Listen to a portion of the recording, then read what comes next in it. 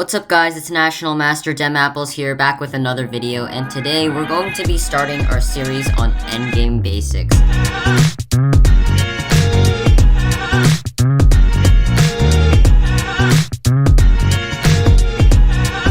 Now, most of you should be able to know how to checkmate with a queen and a king. Are you sure about that? But can you checkmate with a king and a rook? Well, I've seen a lot of, players, even all the way up to, 1900 over the board, or, 1600 over the board. They mess these positions up. That's, 2000 online. And so, these players are no joke, and they're messing up the simple king and rook checkmate. So let me show you the easiest and most straightforward way to win these endgames. So first of all, just like in a queen and king versus king endgame, you want to restrict the movement of the enemy king as much as possible. So what's the move that restricts him? Well, we can go rook h4, or we could go rook to h6. Personally, I like keeping the king and rook somewhat close to each other, so that if black ever attacks the rook, my king is there to defend it. So, rook h4 is the move we'll start with, and this cuts off the king from half of the board. So now the king only has, technically less than half of the board to move to, right? He has these squares. And so we're just going to try to minimize this as much as possible. So say black doesn't like this and he's going to attack our rook. He could go this way, right? But say if he went king d5, we would be able to shrink his square more. Now, it's not clear whether rook f4 is a good move because he would just attack us right away. But, this is not the direction he wants to go in.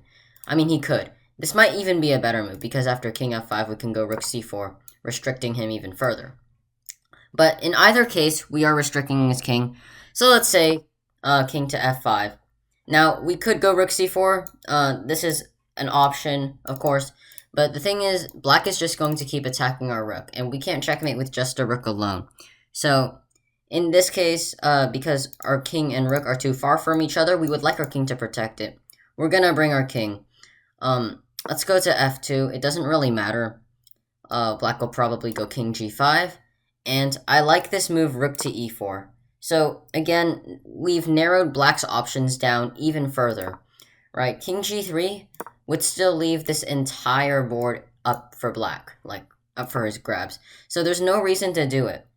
We may as well go rook to e4, restricting him only to a quarter of the board, and when he attacks us again, we can finally protect our rook. So, as you see here, the process is pretty logical, right? We're just going to keep advancing. He's going to keep losing space. Now he only has 12 squares. And we just repeat this process over and over. Now, what happens here? Say the king is bound to the rook, and we don't really seem to have a good spot for the rook to go. Well, to be fair, any rook waiting move seems to work. You don't really need, in these kinds of situations, you don't really need control of the rank because your king already does it for you. So any sort of waiting move with the rook is fine. Say rook to e4. And black is forced to give way again. We can give a check. It's worth noting that king to h5 here is a pretty bad move because we make a waiting move with the rook, followed by checkmate.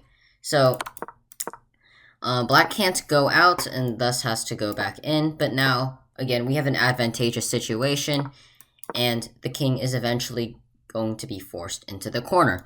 Now the big question comes well, what happens when the king's in the corner, right? So say we've trapped him here, and are we going to keep trapping him until oblivion, right? What do we do here?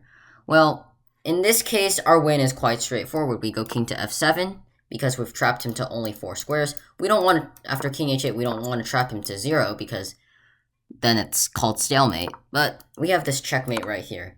Now, your checkmates may not always be this perfectly orchestrated.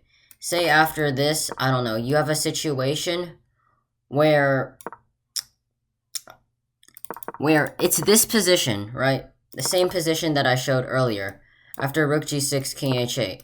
But say it wasn't your move. I'm just going to triangulate with the king a bit. And now after king f7, king h7, what do? Well, you don't want to necessarily check him, right, and let him out of your box. That's the number one thing. Never let them out. Always be minimizing the number of squares they have. But, again, just like we saw in the previous example here, where we made a waiting move with our rook, just moving our rook here, maintaining control of this rank, we were able to force black's king to the only legal square, h4, and then checkmate him.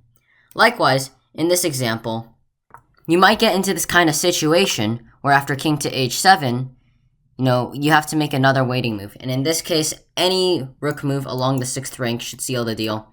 We are preventing the black king from escaping, and after king to h8, rook to h6 is checkmate. So, I hope this video helped you guys checkmate more easily with your king and your rook. Just shrink the number of squares they have, and at the end, if you need to, just make a waiting move and seal the deal. Thanks for watching. Like and subscribe if you enjoyed, and I'll see you next time.